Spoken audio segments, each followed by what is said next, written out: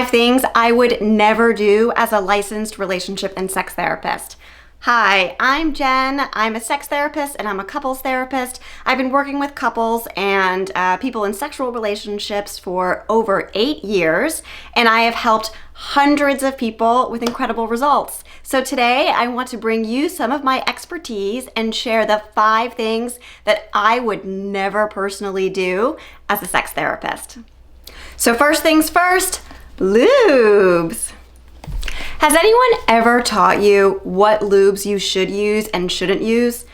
Of course not, because they don't teach that in sex ed, and your friend doesn't just pat you on the shoulder randomly and say, hey, what lube are you using with this person? What works better, right? You go to the store, you look down the aisle of options, and then you pick the one that you think is gonna feel the best or be the best.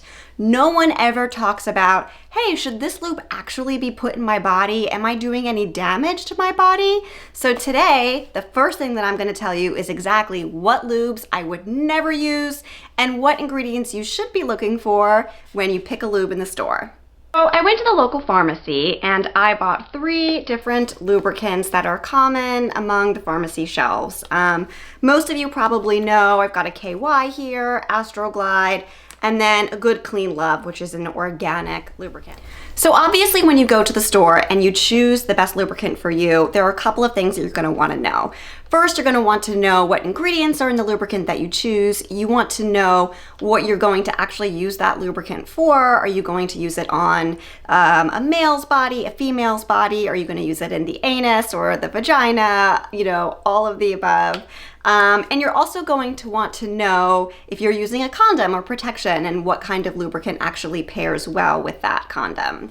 For the purpose of this video, I'm just gonna go over these 2 lubricants, KY and Astroglide, and talk about the ingredients that you should avoid. And then I'm going to go over another popular lubricant, Good Clean Love, which is one of my personal favorites, just so you can get an idea of what to look for and what not to look for. So first, let's start with Astroglide. I actually liked this one over the KY because the KY didn't have any ingredients on it, believe it or not, so I had to actually look that one up online. But the Astroglide, if you look at the back here, it says it has purified water, which is good because any lubricant that you use that's water-based should be mainly water, glycerin, and a bunch of other ingredients that I can't pronounce. But the thing that really stands out to me in this particular lubricant is the glycerin.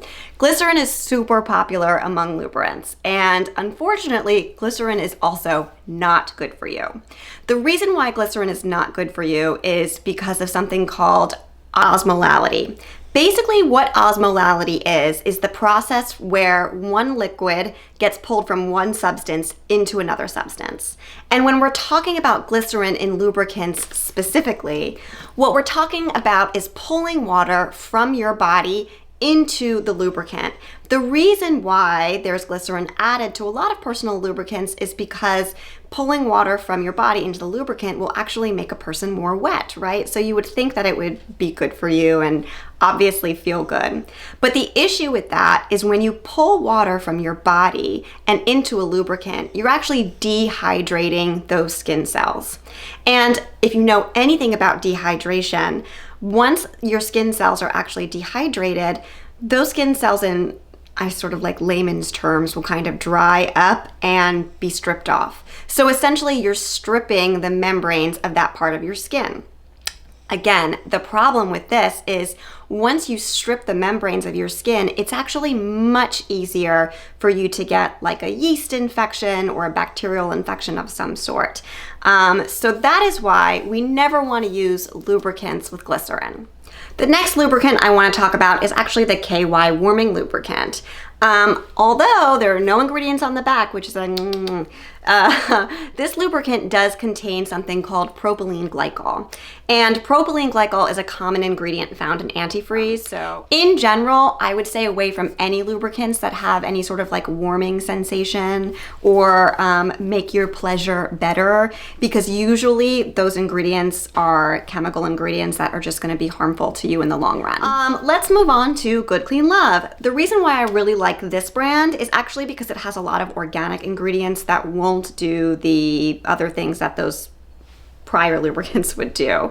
It's not going to shrivel up your cells, and it's not going to give you a bacterial infection, hopefully. It's a little bit tacky feeling, so I'm not sure how many people actually enjoy the tacky feeling, but obviously you can always add more or add less depending on what your personal preference is. But just to read a couple of the ingredients in this one, it has organic aloe, it has xanthium gum, which is something that you probably want to look up. It has some lactic acid, and then like natural flavor and some other ingredients. Another side note that I really want to mention in this video is that personal lubricants are not cleared by the FDA. They're actually considered medical devices, which is interesting because you're putting it in your body. But because it's not cleared by the FDA, you really have to do your due diligence when it comes to finding a lubricant that matches all of your needs. All right, the second thing that I would never do as a relationship and sex therapist is actually yuck somebody's yum. I love that saying so much, yuck somebody's yum. Basically what that means is I would never ever judge somebody for what is pleasurable to them. And when I'm talking about pleasurable, I'm also going to broaden this out a little bit to monogamy, non-monogamy, kink and fetishes. Nope, no judgment over here. Now, of course, I need to throw the caveat in here that consent is always, always, always obligatory. Consent is sex over the age of 18 and people who are willingly and telling you that they want to participate in whatever it is that you're asking them to participate in. Let's talk about this non-judgment thing. I know that I'm a therapist and I'm literally taught not to judge, it's the thing. But also, it really is a belief system that people are not black and white, we're gray. And why not be happy for somebody if they're enjoying themselves and they have consent with the other person who is also enjoying themselves, or many people, or whatever, to do the thing that makes them happy. Again, be it multiple relationships at the same time, as long as the couple or the threesome or whoever has worked it out and communicated about what boundaries are and what rules they have, or if it's a kink or a fetish that both people are really into and want to try. If it's a good experience, don't yuck the other person's yum. Now, to piggyback off of that, the third thing that I would never ever do as a sex therapist and a couples therapist is stop prioritizing sexual intimacy with my partner or any sort of physical intimacy in general. It is widely known that once that stops becoming a priority, more and more relationships actually get worse. Now, this is not a numbers thing. I'm not telling you that you have to have intercourse or any sort of physical play a certain amount of times a month or something like that. What I'm saying is talk to your partner about how physically they could feel, how physically connected they feel to you. And if there's something missing, have those really important but really hard conversations with them about what needs to be fixed or what needs to be improved upon to make it better. If a couple who previously had sex a lot all of a sudden stops having sex or stops having sex over a certain period of time, it could be for a couple of reasons. First, you always want to talk about the relationship. What is going on within the context of that relationship? Are they not communicating very well? Is the couple fighting more, or are they just not agreeing? Are they not connecting because they're not spending enough time together? That's the first place that you always want to look when a couple stops having sex as often. A second place that you want to look is if you've had a birth of a child or a death of a family member or somebody else who's been close to you recently. Of course, those things are going to stop you from wanting to engage in any sort of intimacy, intercourse, or physical whatever. I mean, your brain has just been totally shifted from one place that felt really safe to another place that's probably really scary and unknown, and you need to focus on that thing. So sex might not be a priority during that point in time, and that's totally fine. The red flag that comes up for me is usually after a year of a major event happening. If a couple is not getting their sex life back on track to the way that it was prior to the big event, that's something that you want to talk about and figure out how to get back to that place, because you really don't want it to go past that year point. So the next thing that I would never ever do as a relationship and sex therapist is create too high of expectations of my relationship and of my partner. So many people expect their partner to behave exactly the way that they behaved in the beginning of the relationship. But unfortunately, having that belief only sets your relationship up and your partner up for failure. Think of it from this perspective. In the beginning of your relationship, your brain is different than it is in the middle of your relationship. The reason why is because humans still sometimes live by that basic human need, which is to partner up and mate and have babies and then disconnect from each other. So if you're expecting your relationship to look like the way it looked in the beginning of the relationship, when you had all of these chemicals flooding through your brain that want you to literally bond, have sex, and then leave, then you're gonna be a little bit disappointed. So I'm gonna go over this in a little bit more detail with you.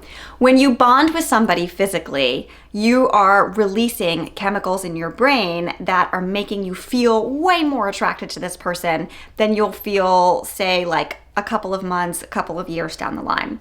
When you first meet someone who you're attracted to, your brain releases dopamine, which is responsible for you being happy, serotonin, also a happy chemical, and oxytocin, which is the bonding/love hormone. Oxytocin is released when mothers breastfeed their babies. It's released when you snuggle with somebody. It's also released during orgasm and after sex, because that hormone is literally meant for you to be attracted to another person. Now, over time, all of those chemicals that I just mentioned will get less and less prevalent in your brain. They kind of like drain from your system, and you are just kind of stuck with this person without the other like chemical pick-me-ups. So your relationship is going to look differently because you're not going to see this person in this like perfect, excited light that you see them in when you're just like flooded with happiness all the time. I'm going to give you a really brief example. When I first met my partner, he snored in his sleep all the time. He also talked in his sleep, which I'd never met anybody who talked in their sleep before, but he does it a lot. And when we first met and we were dating, I didn't care at all because I was so excited to be with him and I was just like loving all over him. So it didn't matter. But now we've been together for almost 8 years and I can't stand the snoring and the talking in his sleep. I'm such a light sleeper. It wakes me up. I get really upset and angry. So not having those bonding chemicals literally has affected my, I'll say, attachment to him when we sleep because of the snoring and the talking.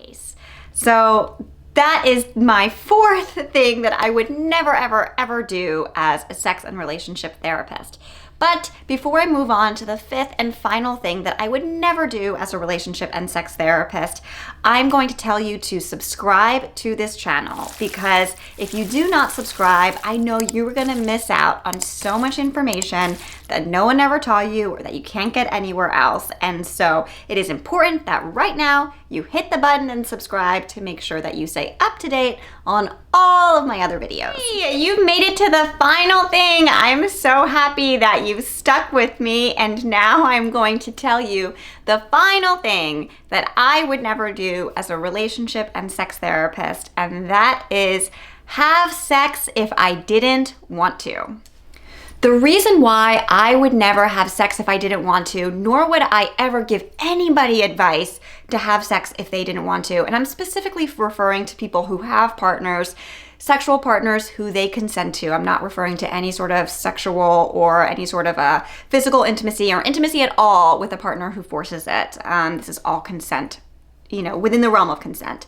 The reason why I would never ever have sex if I didn't want to is because if you have sex when you don't want to, anytime you do something that you don't want, your brain is going to start to have anxiety.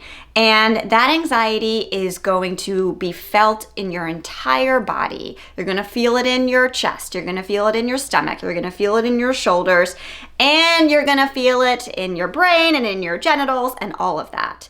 It is proven that if you start to have sex while you're also having anxiety, nothing good can come from it. So here's why.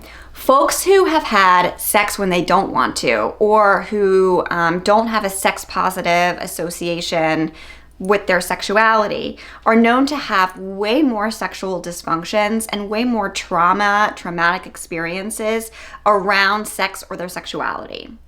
Examples of these sexual dysfunctions include erectile dysfunction, premature ejaculation, anorgasmia, vaginismus, vulvodynia, arousal disorders, so on and so forth.